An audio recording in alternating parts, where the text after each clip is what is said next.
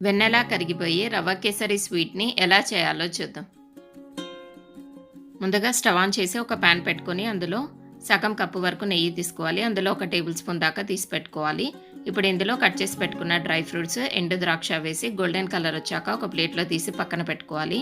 ఇప్పుడు ఇందులో ఒక కప్పు వరకు బాంబే రవ్వ వేసి లో ఫ్లేమ్‌లో ఫ్రై చేసుకోవాలి. ఇప్పుడు వేరొక స్టవ్ పైన ఒక గిన్నె పెట్టుకొని అందులో 4 కప్పుల వరకు నీళ్లు తీసుకోవాలి. ఇప్పుడు ఇందులో చిటికెడు కుంకుమ పువ్వు, పావు టీ స్పూన్ యాలకుల పొడి, కొద్దిగా ఫుడ్ కలర్ వేసి బాయిల్ కానివ్వాలి. ఇలా రవ్వ అంతా కూడా వేగిపోయి గోల్డెన్ కలర్ వచ్చిన తర్వాత ఇందులో వేడి చేసి పెట్టుకున్నటువంటి వేడి నీళ్లు వేసుకోవాలి.